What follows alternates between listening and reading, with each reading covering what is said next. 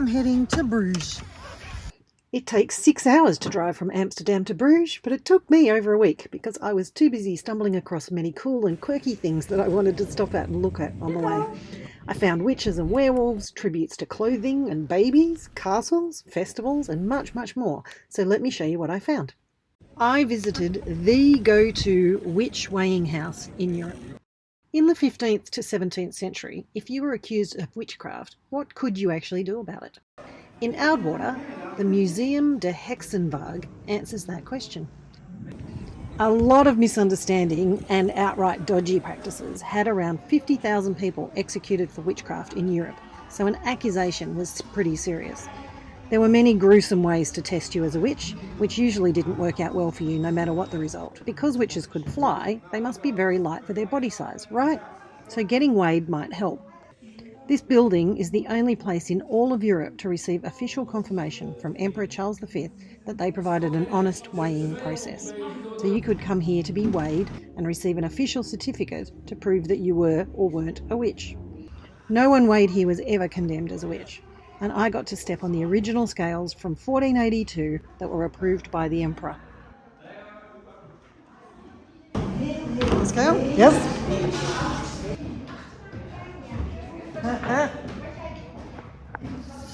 Am I a witch? Yes. I'm being weighed to see if I'm a witch. Not a witch. No witch. No witch? You're safe. Woo, thank you. No witch. And I got an official certificate with my results. Not a witch. Bit disappointed, actually. This is the town of Mechelen. I'm standing right smack in the middle of the square.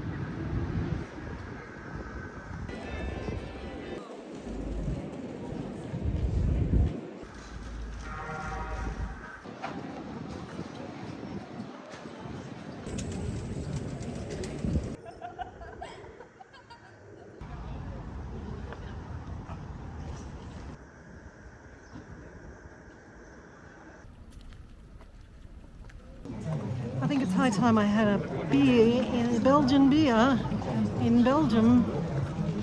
And this looks like not a bad spot to do it.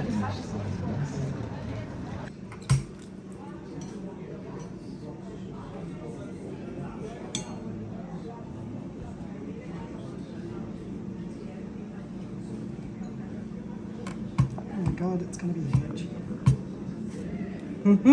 Hello. Fabulous. So this is my first Belgian beer in my first little Belgian town square. Check out this glass, it's amazing. Check out the detail. It's very important for Belgians that when they serve you a beer it has to be in the right glass.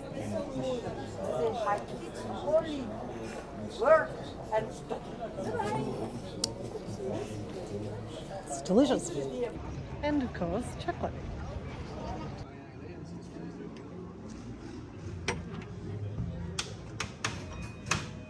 Hello. Oh, the smell. Oh my goodness, the smell is amazing. This is my first trip to a chocolate shop in Belgium. Oh, yes? Yes. Oh, and we are the inventor of the Belgian chocolate. Really? Yes, yes. Really? Yeah, yeah. Since 1857. Yeah. Slice of nougatine with vanilla buttercream. This is a buttercream with raspberry, dark chocolate cream, yuzu, and popcorn. Oh, yuzu. Yeah. That. Is this the yuzu? Yeah, this is with the yuzu. No. Oh.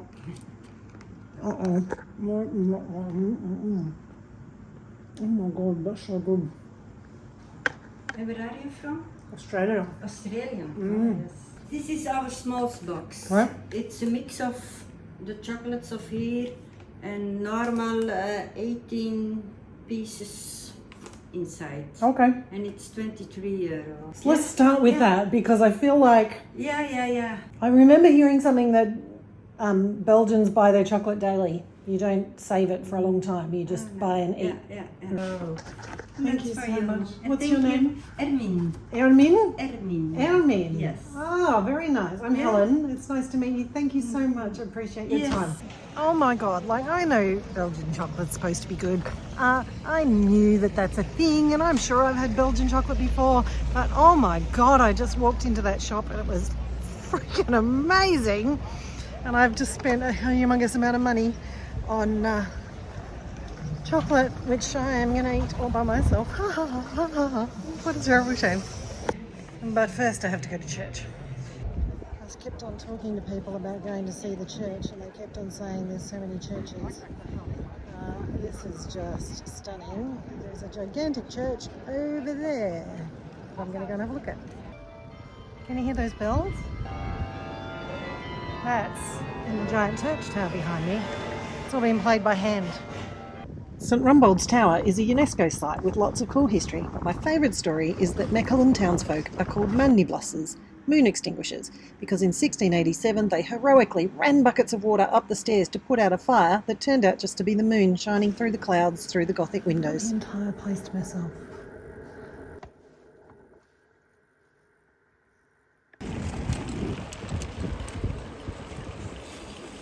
I love having this bike.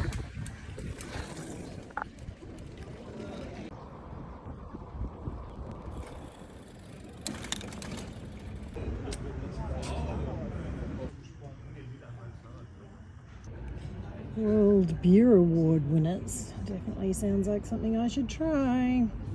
So I'm at a brewery that's been here since the 15th century, Het Anker. This is a very hoppy beer that the woman behind the bar has recommended to me, and it's her favourite, and she's really worried that I'm not going to like it, and I'm telling her that's my problem. There's a tour tomorrow for €15. They do beers and whiskey, and they take you through the whole brewery, give you a whole history of it. I think I might go. I think it sounds really interesting. And this cost me €7. Massive plate of cheese and salami. So, you know, what's not to love about Het Anker? Check out this salami.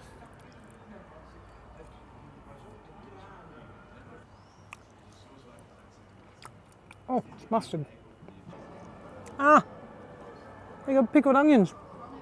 When I was a kid, we used to have guests and we would get pickled cocktail onions. I freaking love them. Beer in Belgium. Tick. Want to see the view from my dining room today?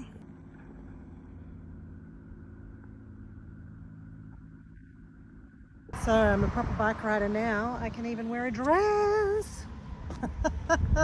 And I got saddlebags. In an op shop, of course, which is how I do things, and they're brilliant. We'll see how they go. I'm testing them out for the first time today. I'm in Lier in Belgium, and I apologise for all of my pronunciation that I do on any more of this trip altogether. This is the Groot Market, the grand place, and you'll see that behind me here is the town hall, which actually doesn't date back that long, but if you see that belfry over there, that's 1369.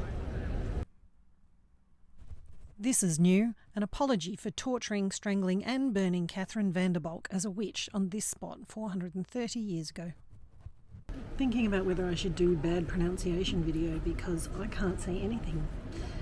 It's embarrassing not being able to speak at least one more language than English because everybody here speaks four. Today our first lesson is Lies Vleke. I've just been told by the lovely lady next door. Lies Vleke. Vleka. Vleka. Vleka. Lies Vleka. She also said she doesn't like them. Let's give it a go. Ah, that's not what I was expecting. Oh. Okay. I thought there was chocolate involved. Tastes like You have dates to or be a something. favorite for you. You have to be a favourite. And it's not yours. No. This is the Zimmermann Tower. It goes back to the 13th century. It used to be part of the wall that protected the town. Every day at 12 o'clock, there's a little hatch that opens in the side. A little story is told by a mechanical storyteller. You'll never guess what time I accidentally just turned up at exactly the right moment. This may prove to be a mistake. I've decided to ride to Mechelen, which is an hour away by bike, 50 minutes. but it is so gorgeous. Look at this. Okay, so I can already tell this was a mistake. I want to stop and take pictures of everything that's gorgeous, so it's going to take me longer. And I'm already puffed. And oh well, it's going to be a long day. But the reason I'm riding there is because I'm going to a brewery tour. So I guess I'll get my money's worth at the brewery. It's now a good time to mention that I haven't actually booked the tour. I was there yesterday and they said there were spots. They said they could book it for me, which I didn't do, and then I said I'd go online. And then I did go online this morning and I couldn't work out how to book the tickets. So I have just ridden with actually no promise of making the tour. Let's hope there is in fact a spot for me now after all this.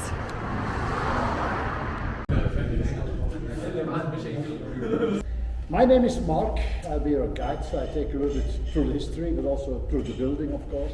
And at the end of the tour, and this I don't have to translate in Dutch because everybody will understand. At the end of the tour, we have the tasting of two of our wonderful beers. So those first brewers, already in the 15th century, were the beguines. You can compare it a little bit with the Catholic nuns, solitary religious women. But there's one big difference. The nuns were living in a convent, in a monastery, in a very closed community with strict rules. The beguines, in fact, were living in a part of the city. They were more free to go, they could keep their own money a little bit, so they'd be a little bit wealthier, but for the rest it's a little bit the same. And they were living here in the part of the city, in the Grand Beguinage, and they were the first brewers here in the 15th century. A wise man once told me, done is better than perfect. So I've been trying to fit so much into this video because so much happened on the way to Bruges and I don't want you to miss out on any of it. So what I'm going to do instead is I'm going to break it up into a couple of videos and make a little series. So push the subscribe button here and then you'll get to see the next lot when it comes out.